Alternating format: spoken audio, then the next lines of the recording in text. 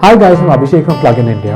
All of us at PluginIndia own only electric vehicles and create content for the EV community. In this episode, we're going to talk about the Hyundai Ioniq 6 and Kia EV6 on Indian roads. Kia will launch its first EV in India, the EV6 for the Indian market.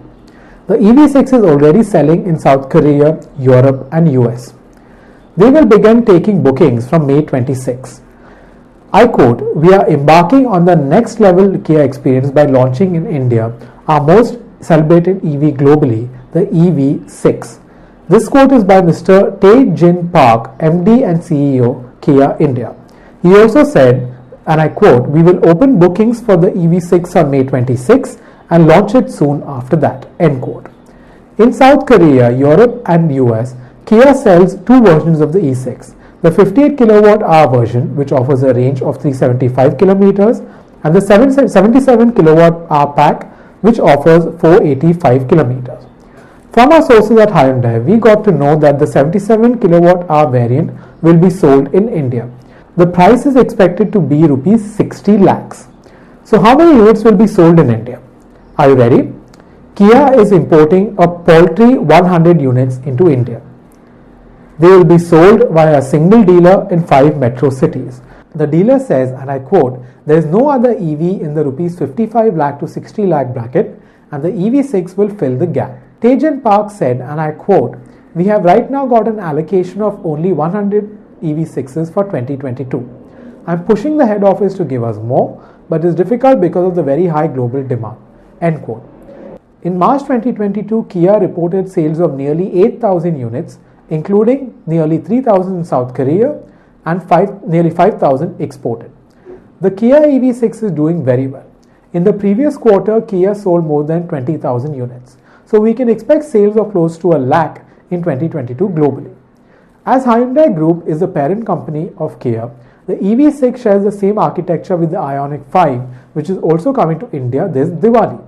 The platform has an 800 volt architecture and supports 400 volt and 800 volt bidirectional charging. The platform can support fast charging up to 200 kilowatts. If you want to learn more about the eGMP platform, take a look at my Hyundai video. I will add a link in the description. 200 kilowatt DC fast charging sounds insane. Electric cars in India like Nexon EV charge at 25 kilowatts, whereas cars like MG can charge at 50 kilowatts. The Ioniq 5 and Kia EV6 will be using brand new 150 kilowatt DC fast chargers that will be installed on highways near 5 metro cities.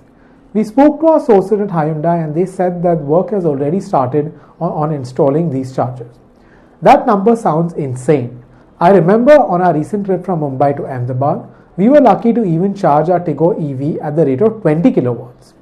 For at-home charging, the EV6 has an 11 kilowatt onboard charger. It's quick enough for overnight charging at home, but good luck getting an 11 kilowatt load if you live in an apartment. Kia India may give you a 7.2 kilowatt AC slow charging solution. One of our EV community members paid 1 lakh rupees as booking fee at the Mumbai dealership. He hopes he is on the list. 100 units will be sold like that. We wish him good luck, and if he gets it, we hopefully can do a delivery day video with him. So stay tuned. Hyundai will also import 100 units of the Ioniq 5 this Diwali. The Hyundai Group obviously will prefer large and more profitable markets than the Indian one for such cars. The management keeps reminding us that Hyundai has committed 6 EV models by 2028 for India and are investing 4,000 crore for EV development in India. We can expect those cars to be in production by 2024 at the earliest or later. I can safely say that the launch of Hyundai Group's Kona, Kia EV6, Ioniq 5 are just PR exercises to show the government and competition that they are focused on EVs. The reality is totally different. Unless I see real EVs made for India with local dedicated EV support teams and local parts stock, I won't take Hyundai and Kia seriously. We saw what happened with the Kona EV where many customers' battery packs had to be changed. There were no Indian service teams. All service issues had to be diagnosed by Korean teams, and this caused Kona owners to wait for months to get their car back. My suggestion is buy electric cars only if companies are serious about manufacturing in India and offering dedicated trained Indian service staff.